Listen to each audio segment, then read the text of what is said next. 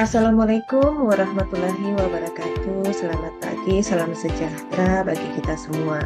Sesuai topik dan waktu pertemuan pada mata kuliah askep kehamilan, di video kali ini saya akan menjelaskan bagaimana pengenalan tanda bahaya pada masa kehamilan, terutama kehamilan di trimester ketiga. Salah satu masalah yang sering terjadi pada kehamilan adalah terjadinya perdarahan. Pada umumnya, perdarahan dapat terjadi pada semua usia kehamilan. Perdarahan pada kehamilan sendiri berarti perdarahan melalui vagina yang terjadi pada masa kehamilan, bukan perdarahan dari organ atau sistem lainnya. Mengapa kita sebagai seorang bidan perlu mengetahui dan mengenali tanda-tanda bahaya pada kehamilan, khususnya di trimester ke-1? Pengetahuan yang baik tentang tanda bahaya kehamilan pada kehamilan sangat membantu menurunkan angka kematian ibu. Karena dengan mengetahui tanda bahaya pada kehamilan, seorang ibu hamil akan lebih cepat mencari tempat pelayanan kesehatan, sehingga risiko pada kehamilan akan dapat terdeteksi dan tertangani lebih dini. Perdarahan pervaginam pada kehamilan muda adalah perdarahan yang terjadi sebelum kehamilan 22 minggu. Namun, beberapa acuan baru menetapkan batas usia kehamilan kurang dari 20 minggu. Beberapa klasifikasi perdarahan pada kehamilan muda yang perlu kita ketahui antara lain abortus, kehamilan ektopik, dan mola hidapidosa. Abortus merupakan hasil konsepsi yang keluar saat usia kehamilan kurang dari 20 minggu serta berat janin kurang dari 500 gram. Secara umum ada lebih dari satu penyebab, antara lain faktor genetik, autoimun, kelainan anatomi atau kelainan kongenital uterus, infeksi hematologik, defek fase luteal, serta lingkungan hormonal. Kehamilan ektopik yaitu kehamilan yang pertumbuhan sel telur yang telah dibuahi tidak menempel pada dinding endometrium kapur uteri. Lebih dari 95% kehamilan ektopik berada di saluran tuba atau tuba falopi.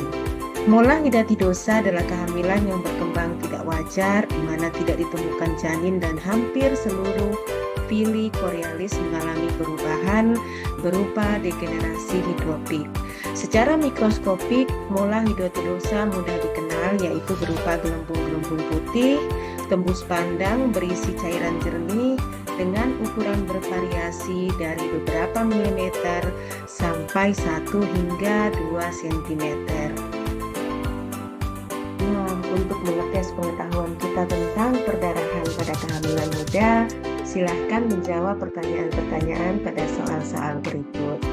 Perdarahan pada kehamilan muda yaitu A. Perdarahan yang terjadi pada kehamilan dengan usia muda, B. Perdarahan yang terjadi sebelum kehamilan 22 minggu, C. Perdarahan yang terjadi sebelum kehamilan 28 minggu, D. Perdarahan yang terjadi sebelum kehamilan 37 minggu, dan E. Perdarahan yang terjadi sebelum kehamilan 6 minggu. Silahkan dijawab pertanyaan berikut ya.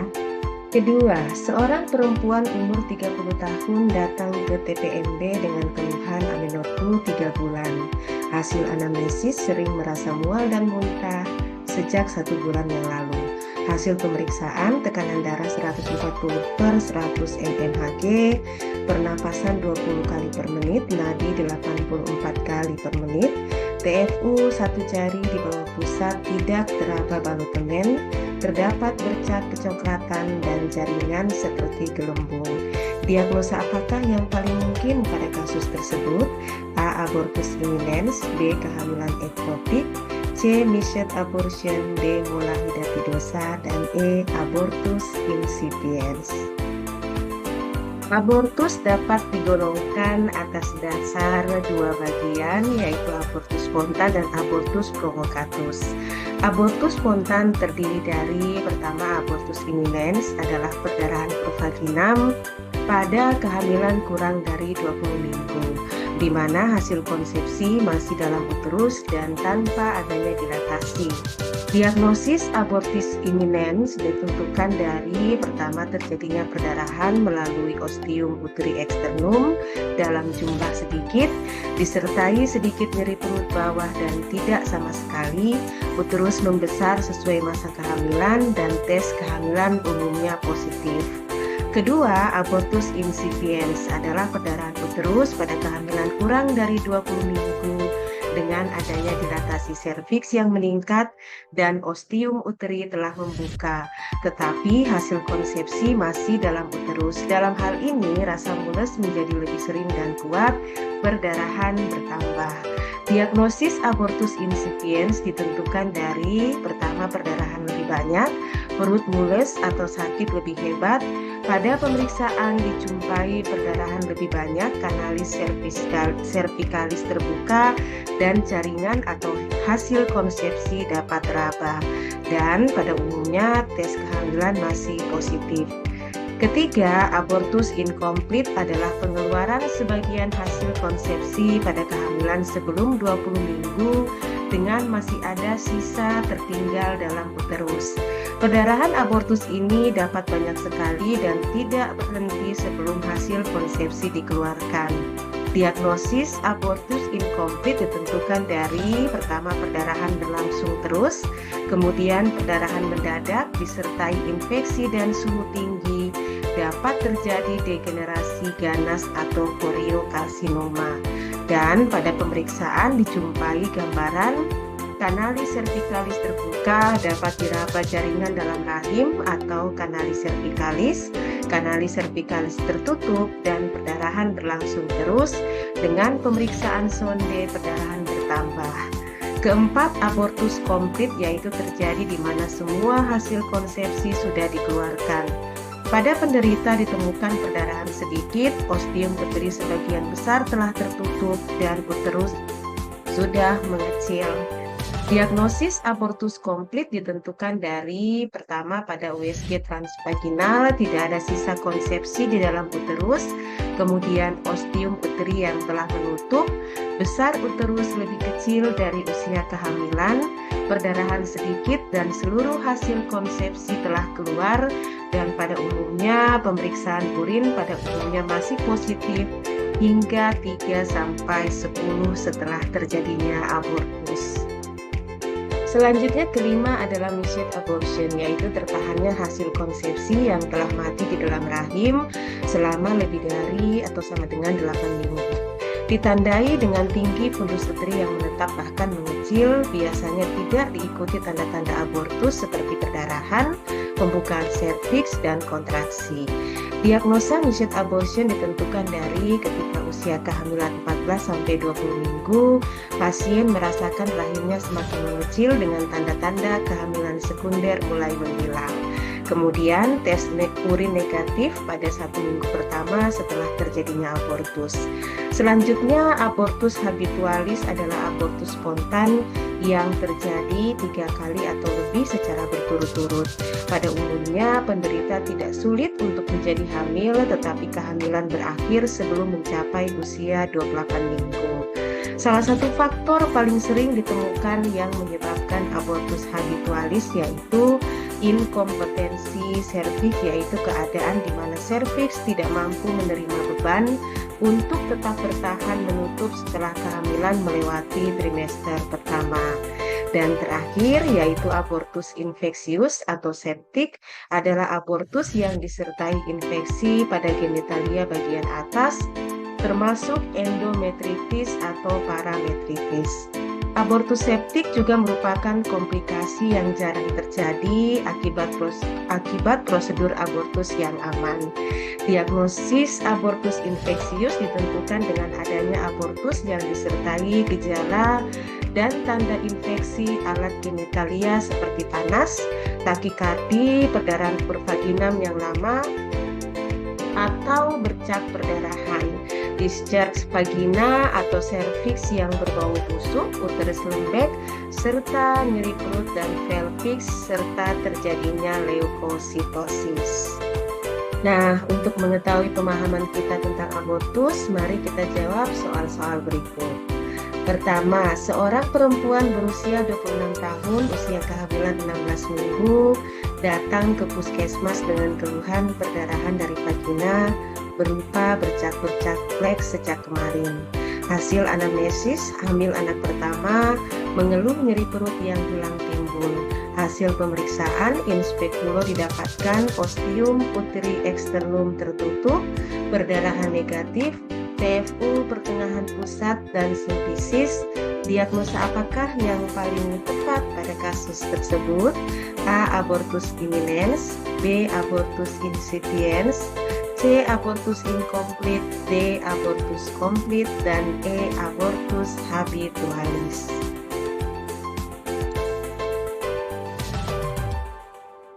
Soal kedua, seorang perempuan datang dengan keluhan perdarahan dari vagina berupa bercak flek disertai gumpalan darah sejak kemarin.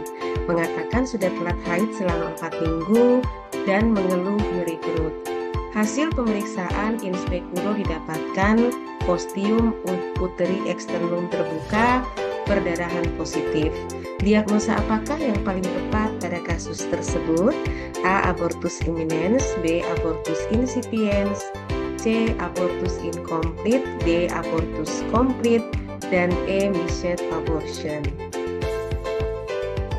Soal selanjutnya, seorang perempuan umur 28 tahun, G1 P0 A0, hamil 12 minggu datang ke rumah sakit dengan keluhan nyeri perut bagian bawah.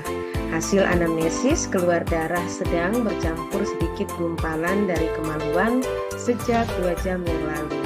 Hasil pemeriksaan kamu baik, tekanan darah 120/80 mmHg, nadi 84 kali per menit. Ada kontraksi uterus, nyeri tekan abdomen bagian bawah. Hasil in speculo tampak serviks membuka dan terlihat jaringan pada serviks.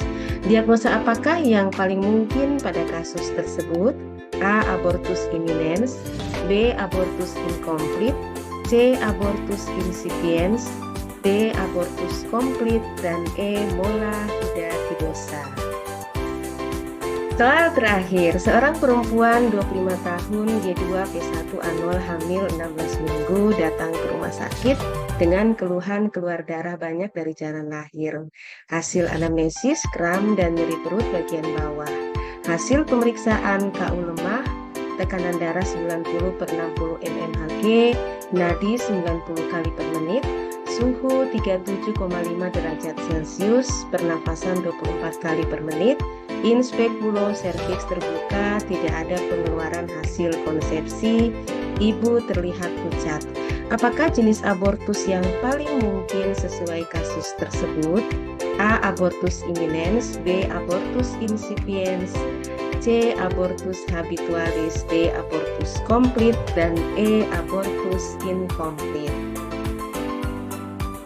Perdarahan kehamilan muda selanjutnya adalah kehamilan ektopik. Kehamilan ektopik didefinisikan sebagai suatu kehamilan yang pertumbuhan sel telur yang telah dibuahi tidak menempel pada dinding endometrium kavum uteri, tetapi biasanya menempel pada daerah di dekatnya. Kehamilan ekstrauterin tidak sinonim dengan kehamilan ektopik karena kehamilan pars interstitialis tuba dan kanalis cervicalis masih termasuk dalam uterus, tetapi jelas bersifat ektopik. Kehamilan ektopik merupakan suatu kondisi ketika hasil pembuahan mengalami implantasi, akan tetapi bukan di dinding endometrium kavum uteri, dan yang paling sering ditemukan yakni di saluran tuba atau tuba Fallopi. Ada beberapa klasifikasi atau pembagian kehamilan ektopik berdasarkan lokasinya, yaitu kehamilan tuba, kehamilan intraligamenter, kehamilan heteropik, yaitu satu janin di kavum uteri, lainnya kehamilan ektopik, kemudian kehamilan ektopik bilateral, dan kehamilan ektopik lainnya seperti di serviks uteri, ovarium, atau abdominal. Apa saja faktor risiko dari kehamilan kehamilan ektopik antara lain pertama penggunaan kontrasepsi spiral dan pil progesteron. 3-4% kehamilan ektopik meningkat pada pengguna kontrasepsi spiral atau IUD. Pemakaian IUD di mana proses peradangan yang dapat timbul pada endometrium dan endosalping dapat menyebabkan terjadinya kehamilan ektopik. Pil yang hanya mengandung hormon progesteron juga meningkatkan kehamilan ektopik karena dapat mengganggu pergerakan sel rambut silia di saluran tuba yang membawa sel telur yang sudah dibuahi untuk berimplantasi ke dalam rahim. Kedua, faktor abnormalitas dari zigot. Apabila tumbuh terlalu cepat atau tumbuh dengan ukuran besar, maka zigot akan tersendat dalam perjalanan saat ulangan tuba, kemudian terhenti dan tumbuh di saluran tuba. Ketiga, faktor tuba. Faktor dalam lumen tuba bisa disebabkan oleh endosalpingitis yang menyebabkan lumen tuba menyempit. Faktor pada dinding tuba bisa disebabkan oleh adanya endometriosis, dan faktor di luar tuba bisa disebabkan oleh tumor yang menekan dinding tuba sehingga dapat menyempitkan lumen tuba. Keempat, faktor ovum. Bila ovarium memproduksi ovum dan ditangkap oleh tuba yang kontralateral, dapat membutuhkan proses khusus atau waktu yang lebih panjang sehingga kemungkinan terjadinya kehamilan ektopik akan lebih besar. Gambaran klinik kehamilan ektopik antara lain pada kehamilan ektopik belum terganggu atau belum mengalami ruptur sulit untuk diketahui karena penderita tidak menyampaikan keluhan yang khas. Amenorrhea atau gangguan haid dilaporkan oleh 75 hingga 95% penderita. Di samping gangguan haid, keluhan yang paling sering disampaikan ialah nyeri perut di bagian bawah yang tidak khas. Kadang-kadang teraba tumor di samping uterus dengan batas yang sukar ditentukan. Keadaan ini juga masih harus dipastikan dengan alat bantu diagnostik yang lain seperti ultrasonografi dan laparoskopi.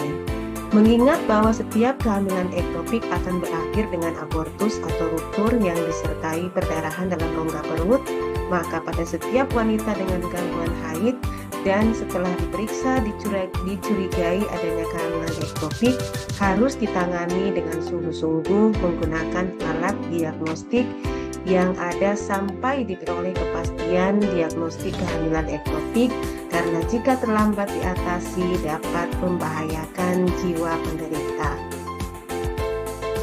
Kedua, kehamilan ektopik terganggu. Gejala dan tanda kehamilan ektopik terganggu sangat berbeda-beda dari perdarahan banyak yang tiba-tiba dalam rongga perut sampai terdapatnya gejala yang tidak jelas.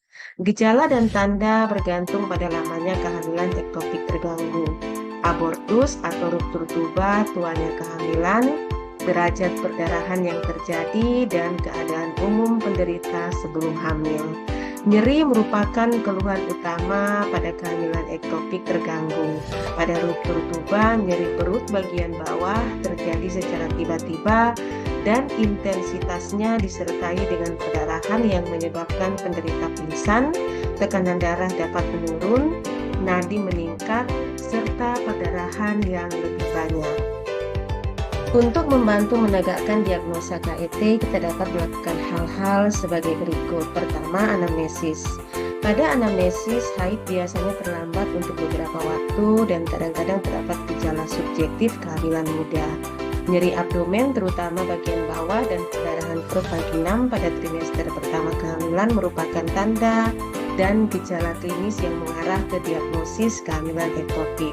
Gejala-gejala nyeri abdominal dan perdarahan perut vaginam tidak terlalu spesifik atau juga sensitif.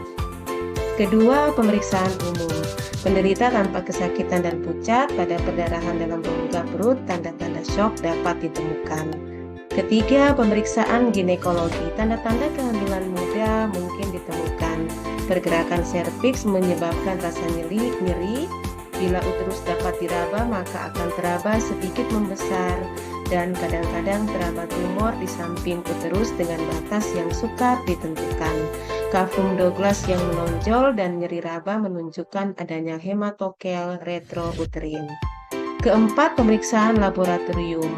Pemeriksaan hemoglobin dan jumlah sel darah merah berguna dalam menegakkan diagnosis kehamilan ektopik terganggu, terutama bila ada tanda-tanda perdarahan dalam rongga perut.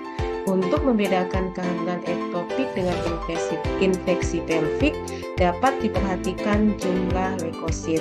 Jumlah leukosit yang lebih dari 20.000 biasanya menunjukkan infeksi pelvik. Kuldosentesis adalah suatu cara pemeriksaan untuk mengetahui apakah terdapat darah dalam kafum Douglas. Cara ini sangat berguna untuk membuat diagnosis kehamilan ektopik terganggu. Nah, untuk mengetahui sampai sejauh mana pemahaman kita tentang KET, mari sama-sama kita bahas soal berikut. Pertama, seorang perempuan datang ke rumah sakit dengan keluhan perdarahan vagina berupa bercak flek disertai kumpalan darah sejak kemarin, disertai nyeri perut sebelah kanan. Hasil anamnesis mengatakan telat haid selama 4 minggu. Hasil pemeriksaan pasien tampak sangat pucat. Apakah pemeriksaan awal sederhana yang dapat dilakukan untuk mendiagnosis kasus di atas? A. USG, B. Tes Pakis, C. Kuldosintesis, D. Cek HB serial, dan E. Pemeriksaan inspekulum. Soal kedua, suatu tindakan untuk mengetahui adanya perdarahan pada kafum Douglas adalah A. Salpingostomi, B. salpingektomi, C. reseksi segmental, D. kuldosintesis, dan E. laparoskopi. Soal terakhir, kehamilan ektopik berlangsung bersamaan dengan kehamilan intrauterin. A. Kehamilan pars interstitialis tuba, B. Kehamilan ektopik ganda, C. Kehamilan ovarial, D. Kehamilan servikal, dan E. Kehamilan ektopik lanjut. Jenis perdarahan kehamilan muda selanjutnya adalah mola hidatidosa. Mola berasal dari bahasa Latin yang artinya massa, dan hidatidosa berasal dari kata hidats yang berarti tetesan air. Mola hidatidosa merupakan kehamilan yang berkembang tidak wajar atau konsepsi yang patologis, di mana tidak ditemukan janin dan hampir seluruh pili korealis mengalami perubahan atau degenerasi hiklopik menyerupai buah anggur atau mata ikan. Dalam hal demikian disebut mola hidatidosa atau complete mole. Sedangkan bila disertai janin atau bagian janin disebut sebagai mola parsialis atau partial mole. Penyebab dari mola tidak diketahui secara pasti, namun ada beberapa faktor yang dapat menyebabkan terjadinya mola. Yang pertama, faktor ovum yang memang sudah patologik tetapi terlambat untuk dikeluarkan. Kedua, imunoselektif dari trophoblas. Ketiga, keadaan sosial ekonomi yang rendah. Keempat, malnutrisi, defisiensi protein, asam folat, karotin, vitamin, dan lemak hewani. Kelima, paritas yang cukup tinggi. Keenam, umur, risiko tinggi kehamilan di bawah 20 atau di atas 40 tahun. Ketujuh, infeksi virus dan faktor kromosom yang belum jelas. Dan kedelapan, suku bangsa atau ras dan faktor geografis yang belum jelas.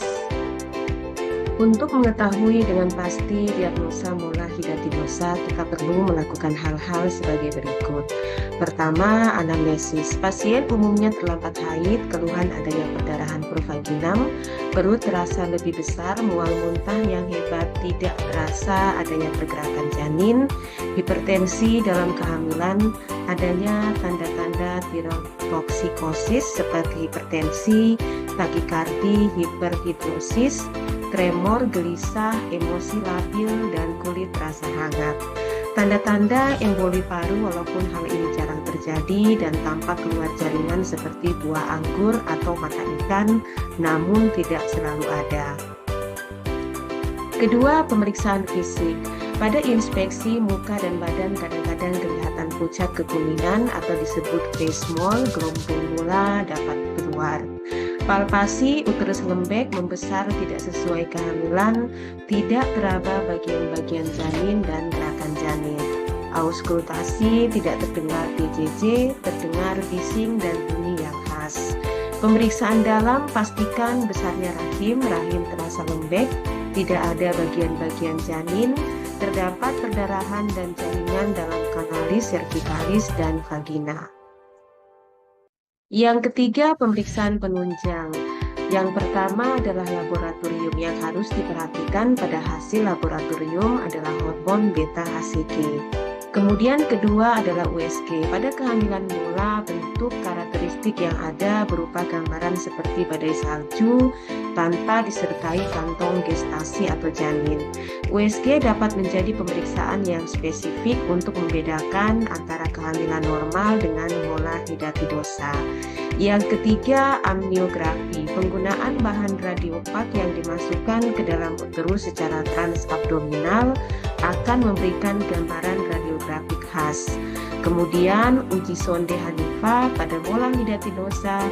Sonde mudah masuk ke dalam kafum uteri, sedangkan pada kehamilan biasa ada tahanan oleh janin.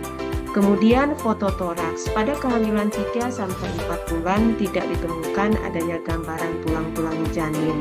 Organ-organ janin mulai dibentuk pada usia kehamilan 8 minggu dan selesai pada usia kehamilan 12 minggu. Oleh karena itu, pada kehamilan normal seharusnya dapat terlihat gambaran tulang-tulang janin pada fototoraks.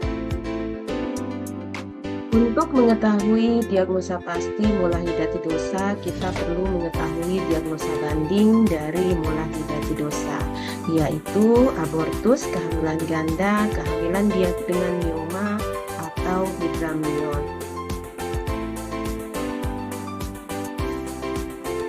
Nah, untuk memperdalam pemahaman kita tentang mola hidatidosa, silahkan menjawab soal kasus berikut. Seorang perempuan 27 tahun datang ke TPMB, kehamilan ketiga, umur kehamilan 3 bulan, perdarahan sedikit, mengeluh mual muntah 4-5 kali sehari. Hasil pemeriksaan tekanan darah 140/90 mmHg, PFU 3 jari di bawah pusat, balotemen negatif, DJJ negatif, dan diagnosa yang tepat pada kasus di atas adalah A. mola hidatidosa, B. abortus imminens, C. hiperemesis gravidarum, D. preeklamsi ringan, dan E. kehamilan ektopik. Soal kedua, seorang perempuan umur 30 tahun datang ke TPMB dengan keluhan amenorrhea 3 bulan. Hasil anamnesis sering merasa mual dan muntah sejak 1 bulan yang lalu. Hasil pemeriksaan tekanan darah 140/100 mmHg, pernafasan 20 kali per menit, nadi 84 kali per menit, TFU 1 jari di bawah pusat. Tidak teraba balotemen, terdapat bercak kecoklatan dan jaringan seperti gelembung. Diagnosa apakah yang paling mungkin pada kasus tersebut? A. abortus imminens, B. kehamilan ektopik, C. misset abortion, D. mola hidatidosa, dan E. abortus incipiens. Soal terakhir, seorang perempuan datang ke rumah sakit untuk melakukan pemeriksaan USG. Dari hasil pemeriksaan USG menunjukkan bahwa kehamilan akan berkembang secara abnormal. Dengan plasenta tumbuh melampaui bayi, janin dapat terbentuk tetapi janin tumbuh abnormal dan tidak dapat bertahan hidup. Apakah diagnosa yang paling tepat pada kasus di atas? A. mola hidatidosa parsial, B. mola hidatidosa komplit, C. abortus, D. prematuritas, dan E. hiperemesis gravidarum. Terima kasih, silahkan menjawab soal-soal kasus yang terdapat pada video pembelajaran ini. Selamat belajar dan tetap terus belajar tentang perdarahan yang terjadi pada kehamilan di trimester awal, agar sebagai seorang bidan kita mengetahui dengan cepat bagaimana cara mendeteksi, mengenali, dan penanganan yang tepat terhadap kasus-kasus perdarahan yang terjadi terutama di trimester awal. Wassalamualaikum warahmatullahi wabarakatuh.